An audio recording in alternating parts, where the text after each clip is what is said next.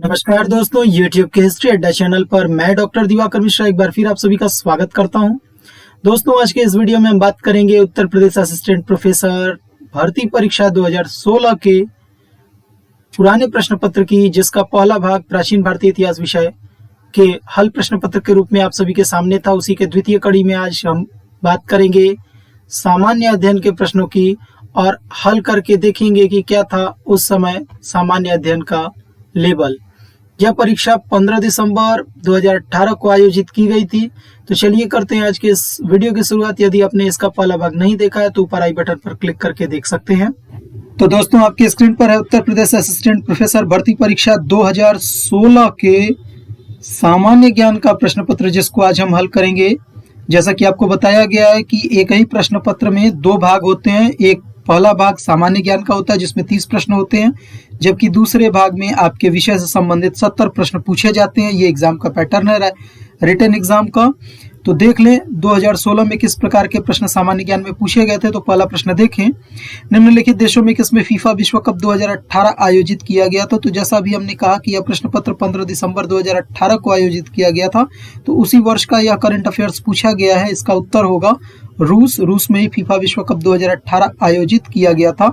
अगला प्रश्न देखें, मई 2018 में कर्नाटक में कितनी विधानसभा सीट के चुनाव हुए थे। तो 2018 में कर्नाटक में विधानसभा के लिए इलेक्शंस हुए थे। हालांकि वहां पर विधानसभा की कुल 224 सीटें हैं, लेकिन वहां 223 सीटों पर ही चुनाव हुए थे। और आप सभी जानते हैं कि वहां पे किस तरह के नाटकीय परिवर्तन के द्वारा मुख्यमंत्री को बदला गया। नेक्स्ट है, संयुक्त राष्ट्र के जनसंख्या संभाग के आकलन के अनुसार मई 2018 में भारत की जनसंख्या कितनी थी। तो बी विकल्प सही होगा, 135.4 करोड़। इसी प्रकार देखें, अगला प्रश्न भी करंट अफेयर्स से रिलेटेड है, लेकिन यह 2018 का नहीं बल्कि 2017 का करंट अफेयर्स पूछा गया कि time person of the year 2017 किसे घोषित किया गया। तो दी साइलेंट ब्रेकर्स को। डी विकल्प सही होगा। आगे पांचवा प्रश्न भी देखें, करंट अफेयर्स से रिलेटेड है कि नीति आयोग द्वारा 28 मार्च 2018 को जारी अभिलाषी जनपदों की सूची में कौन जनपद सर्वाधिक पिछड़ा हुआ है। तो नीति आयोग ने भारत के विभिन्न राज्यों की कुछ जिलों की सूची जारी की थी, जिसमें पिछड़े जिलों की सूची में सबसे नीचे मेवात को रखा गया था। तो ए विकल्प सही है, मेवात हरियाणा में पड़ता है। आगे बात करें, निम्नलिखित में से किसे भारतीय डीएनए फिंगरप्रिंट तकनीक का जनक कहा जाता है। तो father of Indian DNA finger printing technique माना जाता है लालजी सिंह को। आगे नेक्स्ट प्रश्न देखें, निम्नलिखित में से कौन सा शिक्षण का स्तर नहीं है। यह बीएड लेवल का प्रश्न पूछा हुआ है और आपके द्वितीय यूनिट में इस तरह का टॉपिक रखा भी गया था। तो देखें, शिक्षण के 3 स्तर होते हैं, स्मृति, विमर्शी और अवबोधि, जिसमें विभेदीकरण का स्तर नहीं होता। आगे बात करें, आठवां प्रश्न है अर्थशास्त्र से रिलेटेड, किसे मानव विकास सूचकांक की संकल्पना को प्रारंभ करने का श्रेय प्राप्त है। तो मानव विकास सूचकांक की संकल्पना को प्रारंभ किया था महबूब उल हक ने। डी विकल्प सही होगा। नेक्स्ट 9वां प्रश्न देखें, भारतीय शिक्षा आयोग 1964-66 को सामान्यतः जाना जाता है। तो यह आयोग दौलत सिंह कोठारी के अध्यक्षता में गठित किया गया था, इसीलिए इसे कोठारी आयोग के नाम से जाना जाता है। काफी लोकप्रिय यह आयोग है। नेक्स्ट है, निम्नलिखित विद्वानों में किसने वैज्ञानिक शोध में चिंतन फलक या पैराडाइम शब्द का प्रयोग किया है। तो इसका उत्तर होगा टीएन कून, सी विकल्प। आगे देखें तो दूसरा प्रश्न भी जो है रिसर्च मेथोडोलॉजी से ही जुड़ा हुआ है। शोध के दौरान ऐसी परिकल्पना का चयन बेहतर है जो। विकल्प में देखें तो अंतरिम है, निश्चित हो, जांची हुई और सर्वमान्य हो।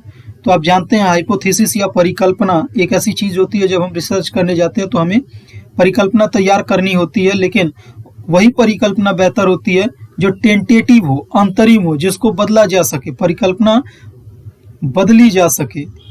तो ए विकल्प सही होगा।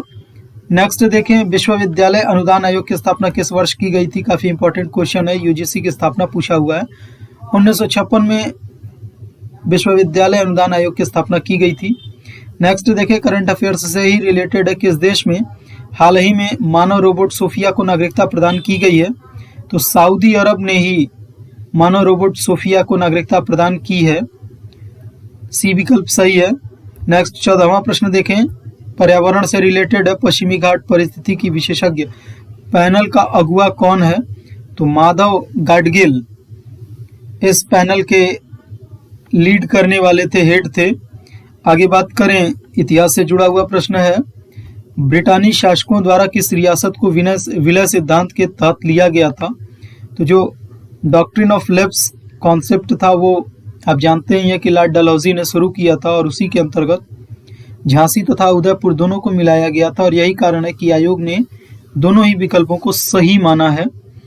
नेक्स्ट है भूगोल से जुड़ा हुआ प्रश्न देखें, सूर्य से 7वां ग्रह कौन सा है?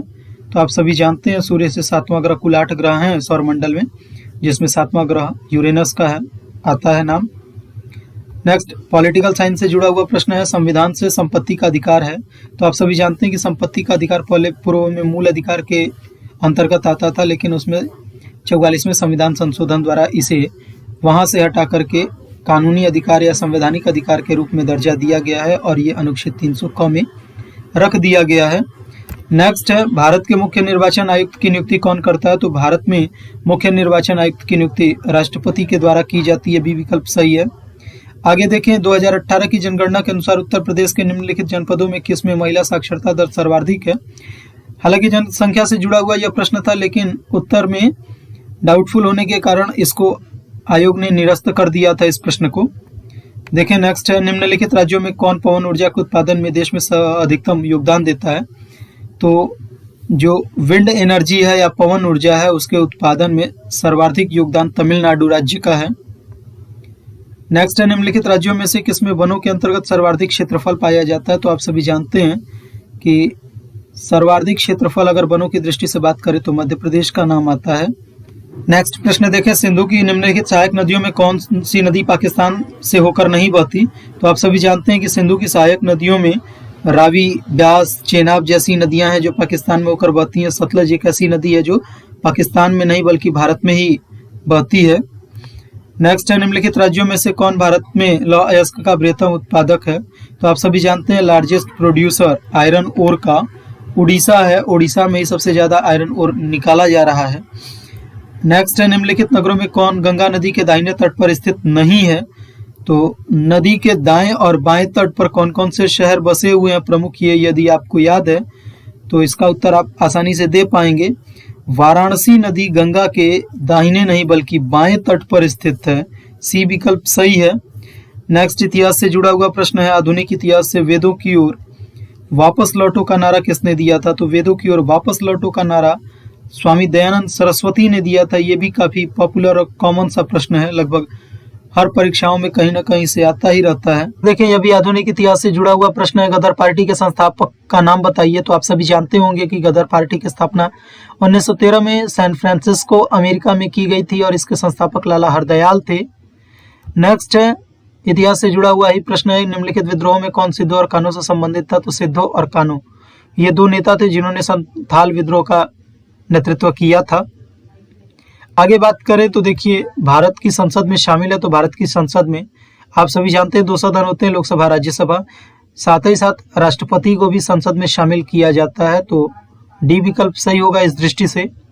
नेक्स्ट देखें, निम्नलिखित में से कौन सा अनुच्छेद भारत के उपराष्ट्रपति के चुनाव से संबंधित है? तो आप सभी जानते हैं भारत में उपराष्ट्रपति का जो चुनाव है वो अनुच्छेद 66 में वर्णित है, सी विकल्प सही है। आज का आखिरी और अंतिम लास्ट प्रश्न है, लोकसभा में राज्यों से निर्वाचित सदस्यों की संख्या। तो आप सभी जानते हैं लोकसभा में अधिकतम 550 सीटें हैं, जिसमें वर्तमान समय में 545 सीटें ही हैं और 545 सीटों में से 530 सीट भारत के विभिन्न राज्यों से चयनित सांसदों के लिए है, जबकि इस सदन में 2 सदस्य राष्ट्रपति मनोनीत करते हैं और शेष सदस्य राज्यों की केंद्र शासित प्रदेशों से चुने हुए सांसदों के लिए आरक्षित हैं। तो डी विकल्प सही है 530। आज के लिए बस इतना ही। Thank you for watching history अड्डा।